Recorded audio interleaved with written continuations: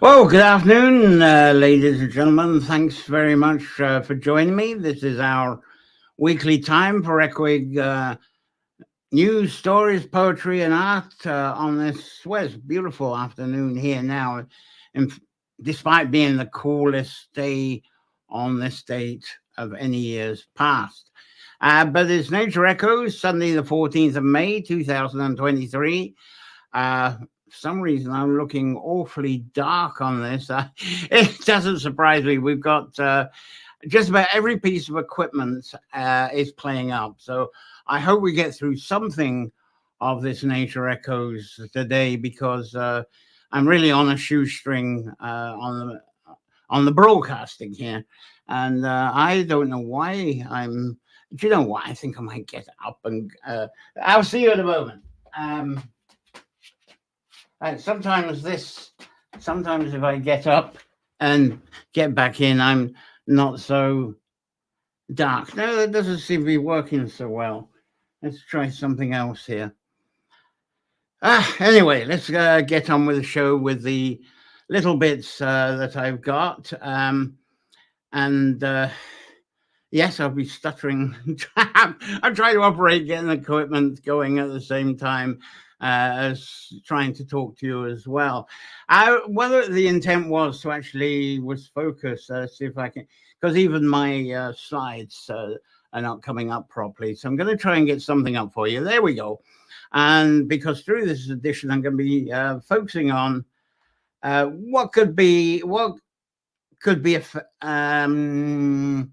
well, as I say there, warm. I'm really going a bit brain dead on this. Sorry. The first feature is really about featuring the idea of the warming sun upon the water, and which I feel is very symbolic of this time. If you've read my recent articles and even the broadcast last week, and the question is, could the Festival of Fires be complemented with a Festival of Waters? That's the main thing I want to talk with you, and that was after a visit by Saraí Humble last week. I'm going to be updating on some news about her, and if I've got time, I'm going to go on to talking about some culture lessons from the lost tradition, or lost in Ireland tradition, of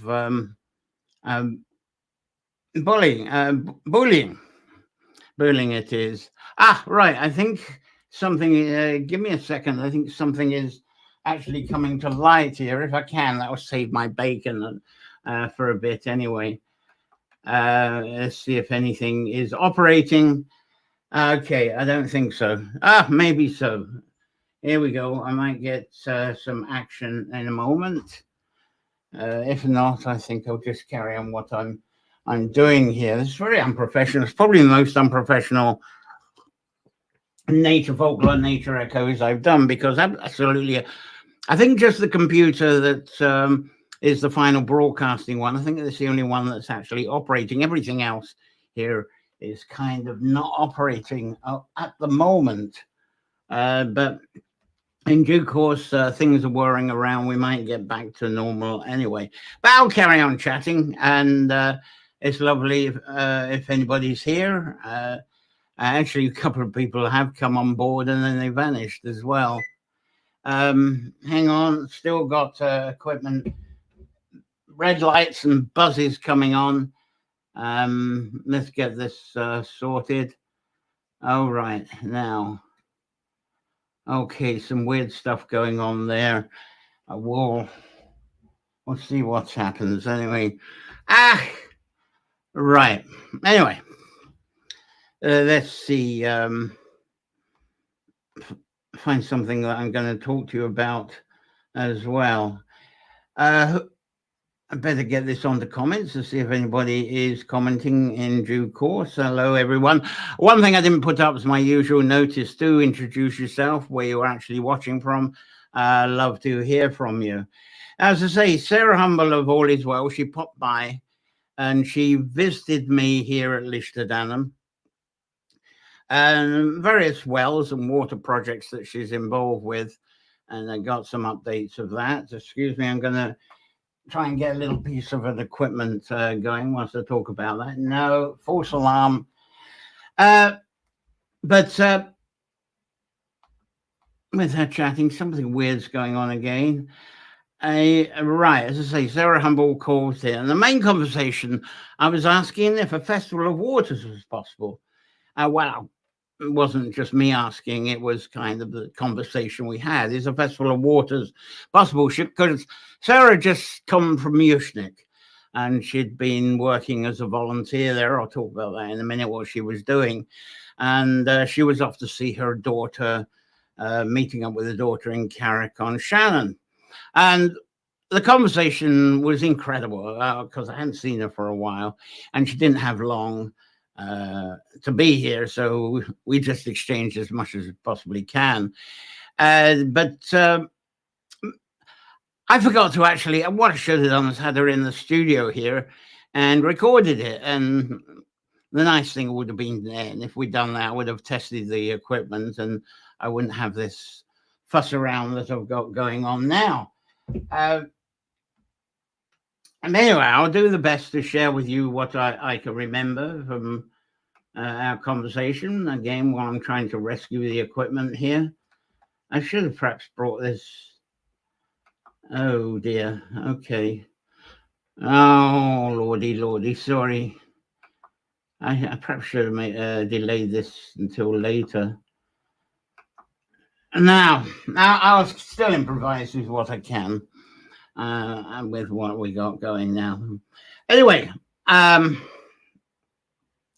so Sarah, as I say, she was traveling from the Yushnik, visiting me.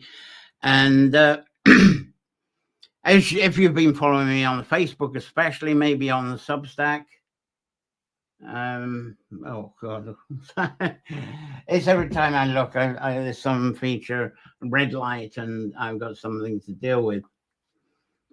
So here we go again. Right. Now we're going. I think we might have some life in a moment.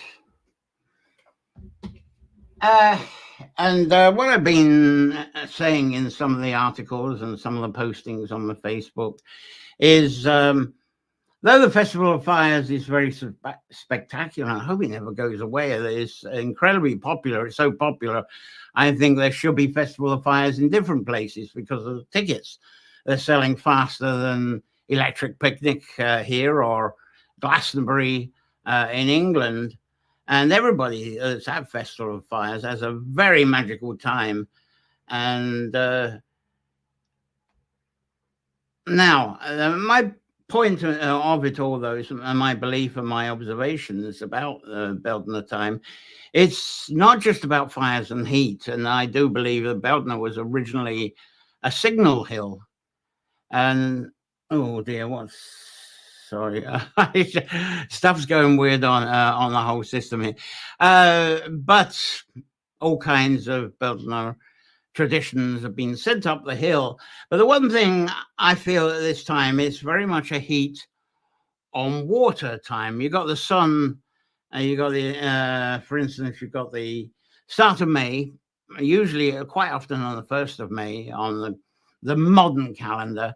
On the 1st of May, you wake up and there's either a heavy dew, here there is, and sometimes there's a light frost. So the sun comes down and immediately warms this up. It's often sunny on May the 1st. And when that happens, any blossoms that's out, the most dominant blossom on the 1st of May around here is the furze and the gorse, as some people would know it. And it has a lovely coconutty smell, and that comes out. And as soon as you got this fragrance, thanks to the sun heating up the water that's resting on these blossoms, along comes the bees, any other buzzards, the butterflies, all other flies, all started coming and they take advantage of it. And what happens now, the Irish hawthorn, the Irish whitethorn, it hasn't quite come out yet. It's just out now, but it's not out on May the 1st. And of course, you get a situation. Oh dear. Okay, I'll rest with that for a moment. strange things going on. This is very sorry about this being all discontinued and all over the place. But you got these flowers, fragrance have been amplified, and after the bees and the buzzleys and the butterflies, they're spreading the pollen, and it's spring pollination time, and of course that's the start of the summer's fertility time. A very important point about this time. And a gathering of friends I was with yesterday, it was a wonderful birthday do I was at, and the women were mentioning there, and the hawthorn's fully out now. It must be. I know in the UK they have their own species of hawthorn, and often that's out on the 1st of May, but ours is just out. But these women, one of the things they were talking about was how the wafts of hawthorn blossom at this time is uplifting them, and it's causing them to feel very happy. And as I've mentioned in my the hawthorn poem, fragrances flirt with the wombs of women, and they trigger sparks of lustful longing of men to join them in the mating dance. So for this time of year, I feel symbolism of fire is lost if it's not accompanied by an equal symbolism of water. Now, for me, this is our potential of matching yin and yang, which of course is a Chinese philosophy, and that seems to date back to the actual Yin dynasty of 1400 BC. That's if we just consider the writings, which is often on jade and stone in China, going back that far. Sometimes parchment, I think they had a bit later. But in Chinese philosophy, this is largely based on the measurement of sun shadows. And it's pretty obvious, really. I think if we go to British Garden in Galway, where they got the wonderful bog oak sundial, you really see this well representative. And the shortest, lightest shadow is at the point of summer solstice. And the longest, darkest shadow is at the point of winter solstice. And I wish I had pictures to show that. One of the things with these technical issues that I'm having at the moment is it's very difficult to show you many pictures. That's part of the system that's down. So it's just me. A lot of this is going to be me speaking and not many pictures.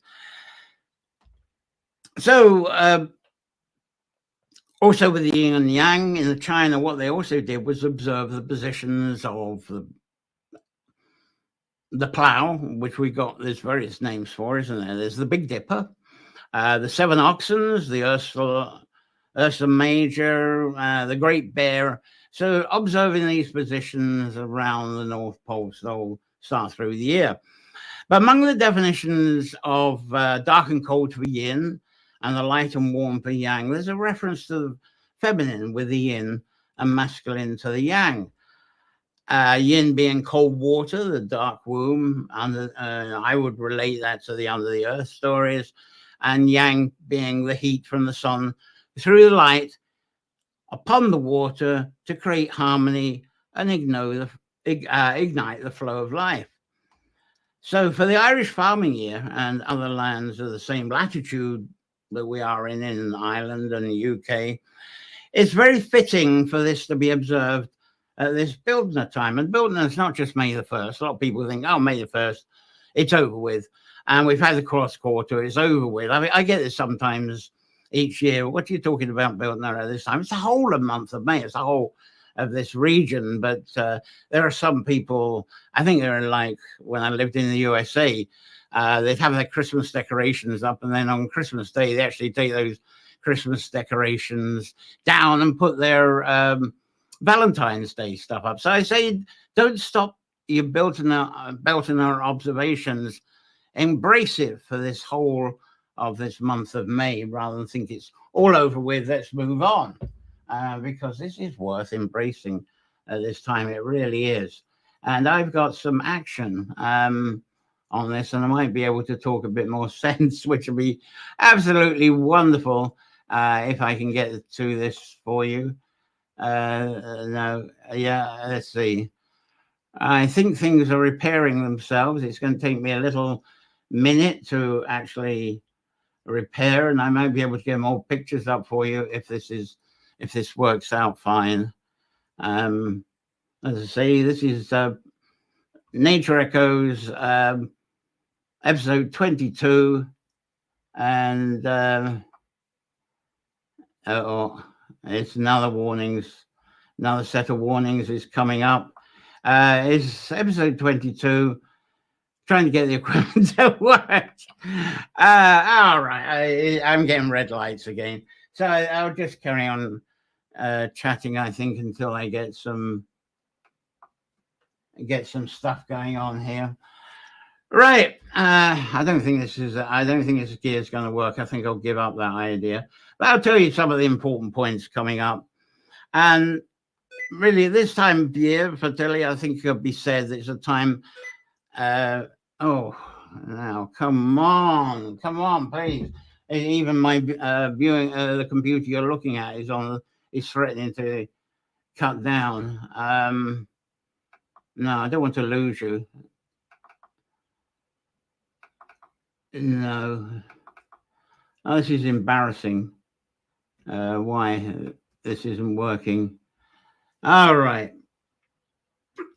Anyway, when you consider the other side of this year, we got the Bealtaine. We got, let's see what's happening here. Right. I think there's a bit of life coming back. Yeah, I think I'm going to be back to normal with you in a couple of minutes. I'm getting green lights now, so this is lovely. I'll be able to make more sense. Let's get.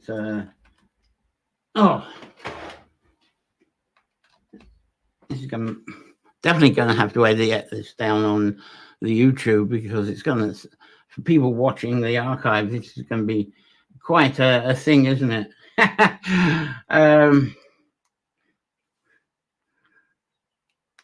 Right, let's just getting equipment galore going, and I think I'm almost back to 100%. We love the incredible tree behind you. It's breathtaking.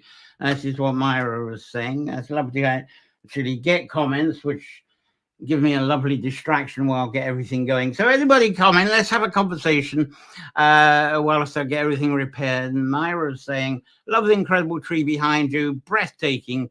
We don't mind at all seeing one the whole time. Well, by the time you hear Myra, this obviously will not be in blossom anymore. This is the peak of it right now. In fact, if anybody can get onto WhatsApp, there is a government-funded, believe it or not, it's the Leitrim Hawthorn Project. And people are posting their pictures of lone hawthorns on the WhatsApp, and there's a little bit of folklore going with it as well. Some beautiful photographs of lone hawthorns. And if you listen to me and other nature folklore and nature echoes, and you're probably well familiar with it, with a lone hawthorn, very much representative of being a fairy tree, and especially with the blossoms right now, as I mentioned earlier. For those who didn't hear me earlier, this is the time when there's a bunch of women even confirmed that I was with yesterday, that they're feeling good, and the hawthorn's teasing with the wombs of women right now.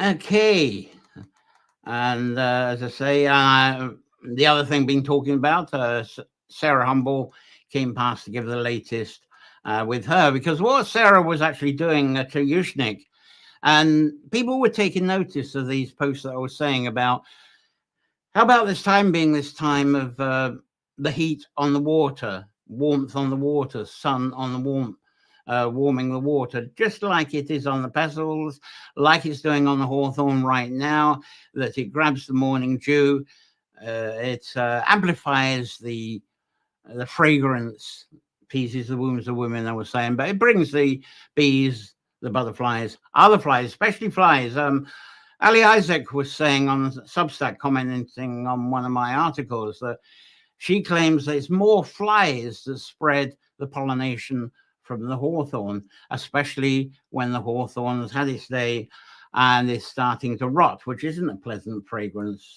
at all when that happens. But what Sarah was doing when we're talking about that, she was actually there with the water. She's famous for All Is Well, of course, you know that, and the encouraging and actually working on the resurrection of lost holy wells or holy wells that are just messy. So what she was doing, it was a warmish day, and people working Yushnik preparing for the festival, the festival of fires, and also the volunteers, they were constantly thirsty.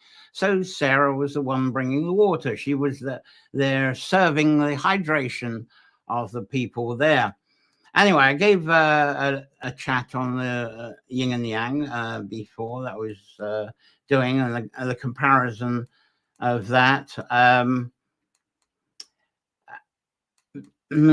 I just want to get some notes on something. Okay, I'm just not winning with this at all, am I? Right. Now, the one thing I think actually I'm going to have to pretty much call this a day because the technicalities are just getting on top of me.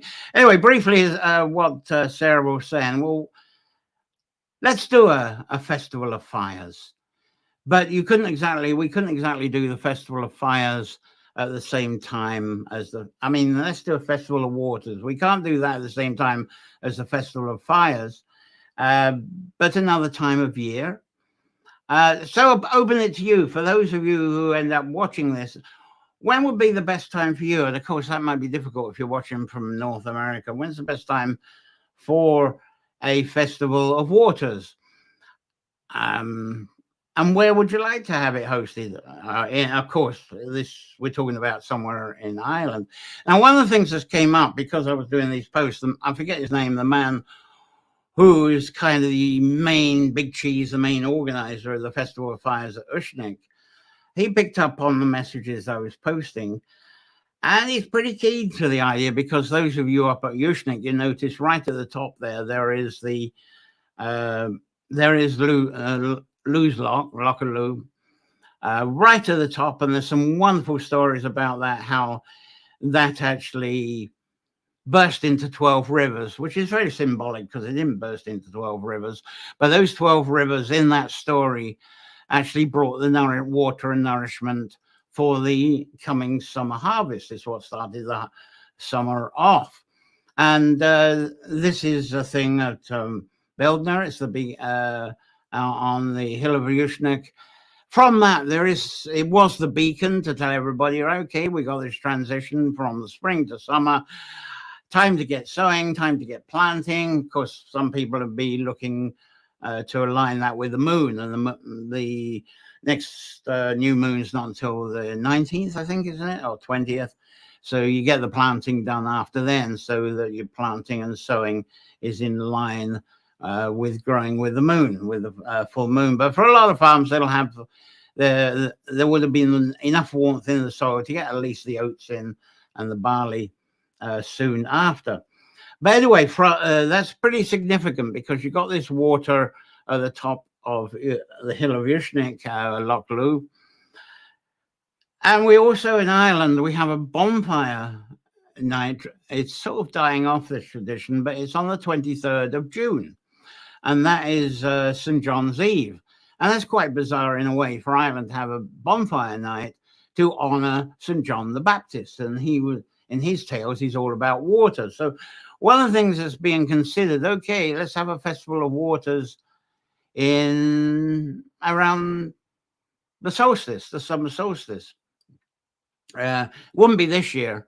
It's something to think about for next year, 2024. So the weekend then, it'll probably be the Saturday. I think it's Saturday the 22nd and Sunday the 23rd. So the likelihood is if there's a festival of waters, it may well be on the hill of Yushnik. It may be on the 22nd. It makes sense because a lot of people who still do the bonfire night on the 23rd, it means they're not distracted from that. People can do both, or they can do one or the other. But the idea is to get this festival of waters in. But another thing that's come up, and as I was trying to get all this equipment going, that Sarah has been trying to get this going. Sarah's been sending messages as well, because there's actually a get-together in Lockheed Forest Park next Saturday. I'm not sure when it's starting. It's probably starting at noon. I haven't got the full details yet, but Sarah's saying, "Oh, can you do something there? Can you do some kind of performance related to the mythology, related to the water?" Now, the whole theme at Loch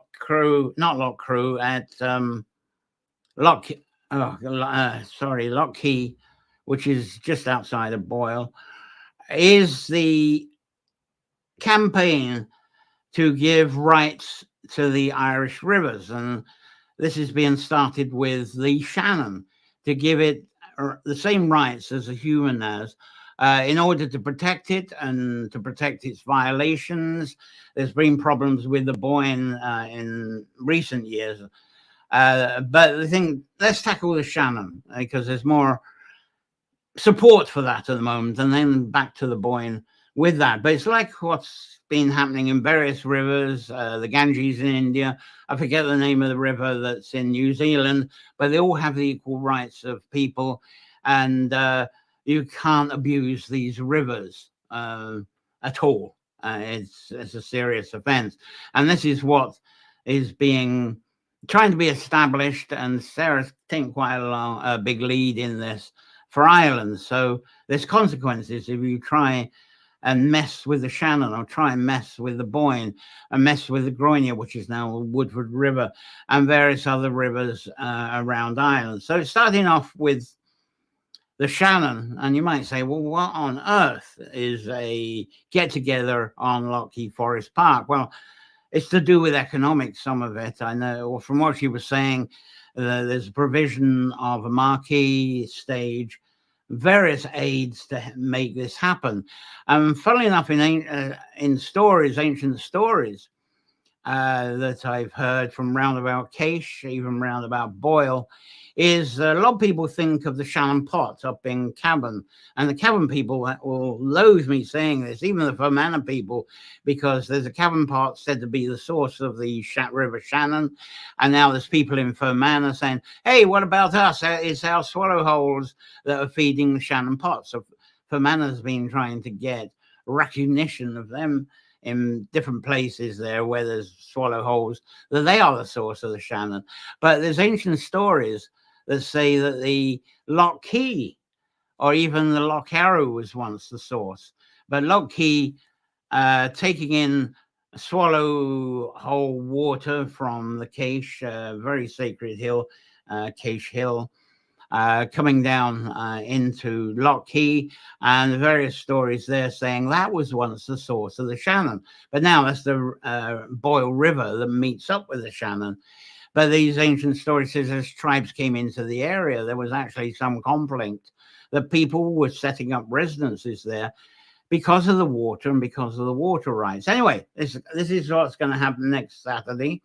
And I'm going to try, now that I can get some pictures up, I'm going to try and get a picture up of the logo, because only a few minutes ago, Sarah sent me this. So let's send you that. Right, there you go. The rights for the Shannon. That's the logo that's going behind the literature. And that literature is already out apparently in posters and leaflets, she was telling me.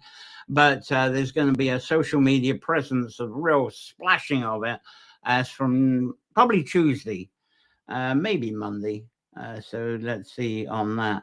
So anyway, that's, as I say, with all my chattering and things going wrong, I think I better call this a day. There was going to be other subjects, but hopefully next Sunday I'll be able to tell you all about what happened at Loch Key, and any more things about the water coming up, because this, as I say, this is it's the most sort of cluttered up broadcast that I've done from Nature Echo. So I've also been incredibly busy. I better tell you what's coming up as well.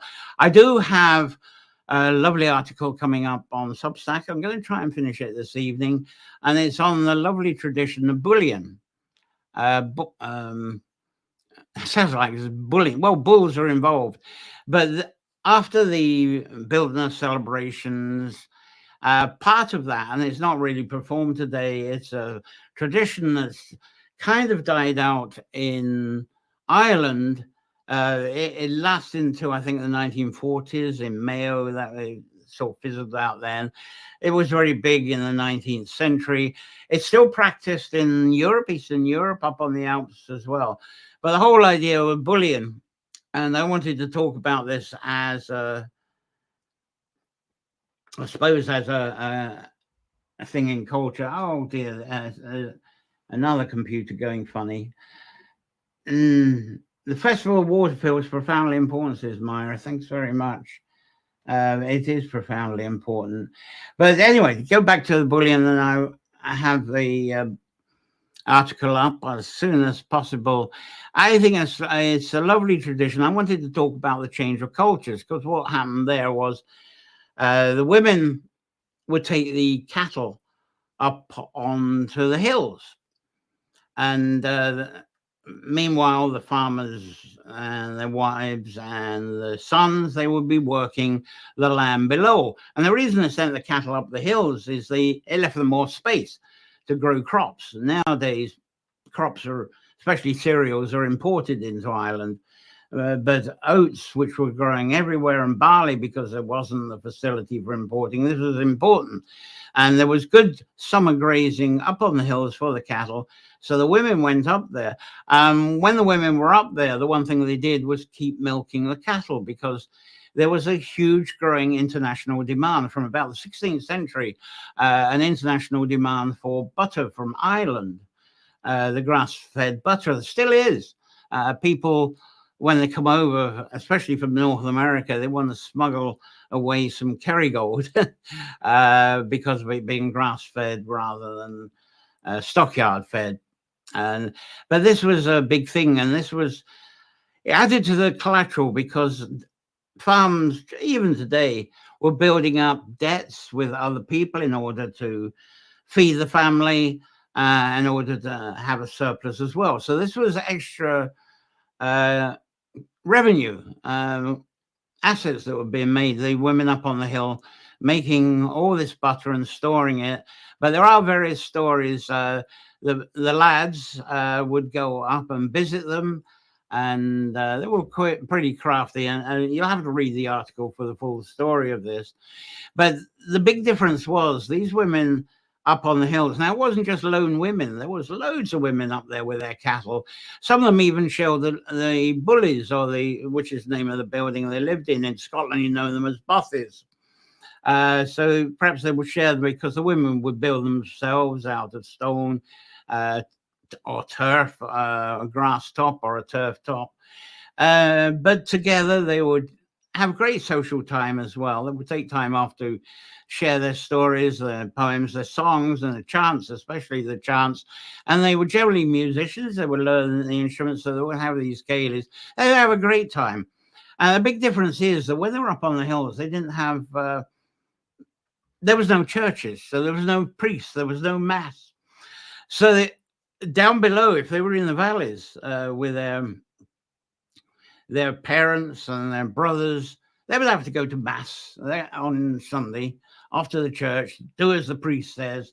And in those days, women had their place, I think is the best I was saying. Whereas when they were up on the hills, the women were their own law. They were their own rules, and they looked after themselves. And it was a wonderful community. I don't think there was much conflict, but these lads would come up and they would try to woo the women. But of course, part of the thing with these lads, butter would disappear. But they would blame it on the fairies. And another thing these women on the hills did, I'm sure, and there's signs of it, they did brew ale. They were alehouse type women, and they did distill as well. And so with all of the trying out of their brews, they started visually seeing fairies and kayaks and hags and all those sort of features. You read about that in the article when I got them on. And they would blame them on stealing the butter, not necessarily the lads. But an interesting thing going on there. Anyway, that's an article that's coming up. And hopefully if I don't get it finished this evening, I'll have it posted tomorrow. It's still part of this Bealtaine Frolics series, and there's 3 more to be released. That means 9 articles in the set altogether. And being Bealtaine, I'm trying to get the whole lot done and posted by the end of the month. After I've got the Booleying one up, I've got a Green Man one coming up, and then got an Ashling one coming up, and that'll be it. And then the next series, it might be a tree series if I can get it over and done with by the midsummer, and then from midsummer I'm going to have to start getting into the harvest series, because that's such a long series, and that will take me right into Lunasa as well. So that's coming up. And then for those of you who are paid subscribers, you subscribe, it's $5 a month. There's the link there, $5 a month, or 50% discount, 30 a year, and you get my journaling nature folklore course. And it's sort of themed on various prompts. Get away from our modern language, see what can be inspired with prompts. The Hawthorne one was very popular. That was the one that went up a few days ago. In the middle of next week, up goes the oak one, and that's all about strength and stability and nothing moving you. So there's a lot to inspire you with the prompts there. Anyway, how have I gone on? I've gone on for 36 minutes, and in between all of this chaos here, I think I'll end it there. Hope I might see some of you in Lockheed Park next Saturday afternoon, and I'll be back with you with hopefully a much more organized, a much more back to sort of professional Nature Echoes next Sunday for you. I'm not sure what the topics will be that I'll talk about. I might go on to woodland topics. We'll see what's in the news. I've got a lot of news items that I would like to share with you. And it's funny, just as I'm closing off now and getting a mass of people that are coming online and watching this. Hi, everybody who's just joined.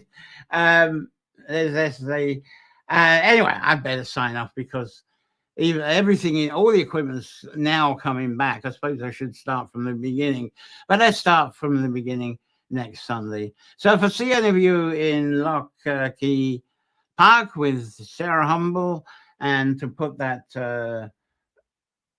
picture up again, to say I haven't got my pictures in file as I normally do, so try and get this up for you.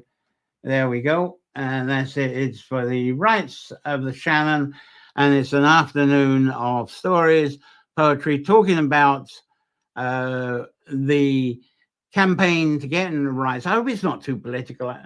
From what I'm getting from Sarah, it's very much going to be a crack.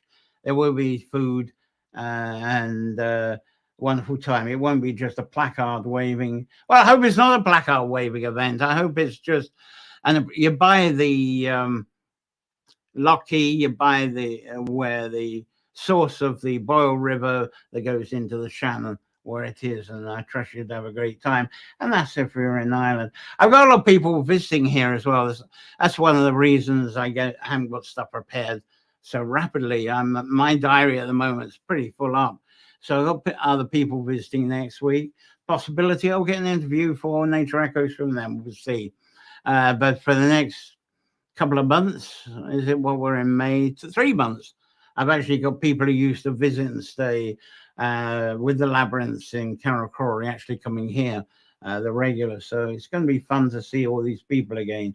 Anyway, I'll close up for now. I'm wishing you all a wonderful week, a wonderful, blessed week, inspired by all this lovely, if you're here or if you got it where you are, the flowers of the hawthorn, giving you lots of inspiration and lots of passion for this spring to summer transition. So until next week, wishing you a blessed time. That's really all I can share with you today. So thank you very much for those of you who joined me. I know there wasn't that many because of the chaos, but I appreciate what you're doing. And I apologize for the people who are watching the archive. I wonder, what's he doing this week? What's he been drinking? What's he been on? And so forth. But anyway, it's been lovely being with you. And I will see you again next week with Nature Echoes, with a bit more newsworthy items and and give you what's the latest. So thank you for joining me. For those that did, I'll see you soon. Bye. Have a wonderful week. And it looks like a sunny week here. So that's it. Thanks. Bye.